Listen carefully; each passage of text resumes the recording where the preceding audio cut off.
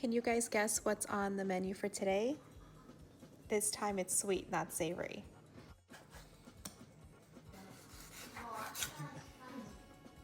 This is us this morning trying to peel the mangoes and chop it into smaller pieces. And of course, we're using the most sharpest and biggest knife we have. But nonetheless, this mango is going to be perfect.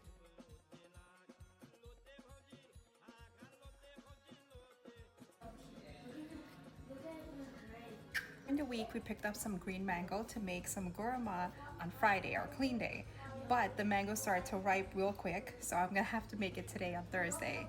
But let me start preparing the masala. And you guys know that I always make my masala fresh, especially a Guruma masala, which is very similar to the regular masalas, but it has a little bit extra ingredients. The masala for Guruma consists of garam masala, extra mongrel, because I like my Guruma sauce to be really dark and really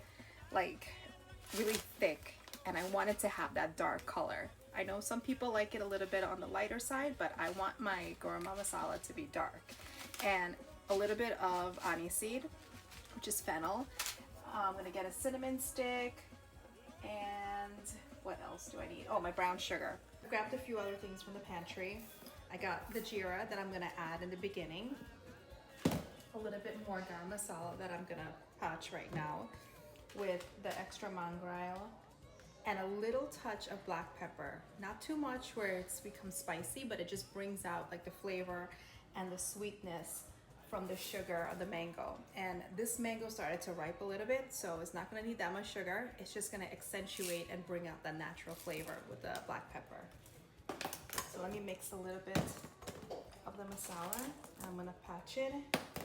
I'll let it cool down, and that way I could start cooking the mango. I don't remember the last time that I had Guruma. I think it was when we had Jandi, which is, it shouldn't be like the only time when we have it, but just to bring back those times in that memory, I like preparing it on our clean days so we can have it after we pray. But it tastes even better once it sits for a while and it becomes thicker. So we're probably gonna end up having it tomorrow anyway. All right, add a little bit of mongrel. This is the finished masala. I wish I could give you guys a good recipe, but I just eyeballed everything and just have a consistency that looks like it would be right. I know, I'm no better than all them old people who just measure everything by hand, because I'm doing the same thing too. Once you hear that popping sound, you need to turn off the stove before the masala burns.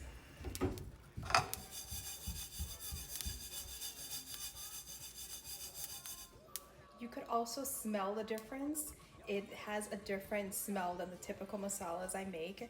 It has more of a sweetness because of the aniseed, and it doesn't smell as like curry-ish, which is hard to explain because it's still like the garam masala is in there, but it just smells a little bit different than the typical ones I make.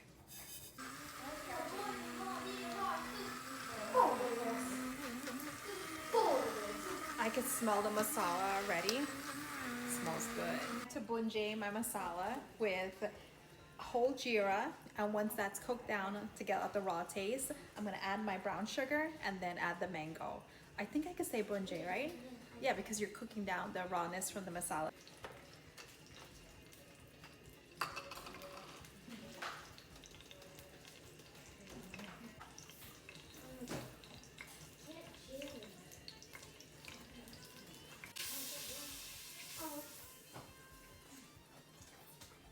Already smells so good. I can smell like the aroma from all of the different spices in here, and it just smells like Jandi house already. I miss that smell. Sure, nothing burns here also, because then you're gonna have that burnt taste and that flavor throughout the masala, and it's gonna mess the entire dish up. So stay close. While the masala is boiling, I'm gonna add the cinnamon stick. That way it can get infused in there. And I'll add the sugar just now. let the masala cook down. The mango that I have is pretty ripe, so I'm not gonna add too much, just a little bit, just to give it a little bit extra flavor. Time to add the mango now. This is the mango that my husband cut from this morning, and you have to be sure to also include pieces with the seed. Don't throw the seed part out. That's like my favorite part on my Guruma dishes. And my favorite part is when I come down to the end and I want to finish up the liquid or the sorwa part, and I use like the seed to scoop it all up and to chate my plate clean. And all right, time to put it all in, and be careful when you're adding it also. If you guys could smell how good it smells in here right now. So good. Okay, so I'm gonna let this simmer. That way all the mango pieces or the pulp part starts to fall off the seed, and it's really soft and like really tender. So I'm gonna add a little bit more water and put the heat low, cover it, and get back to work. As the guruma is boiling, mash some of the pieces against the side. That way it thickens as it starts to boil down.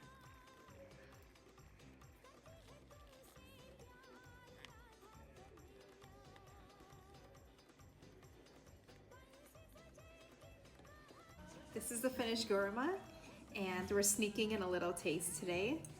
Tomorrow we're gonna have it with our roti, but you get the first taste because I know your favorite food is mango.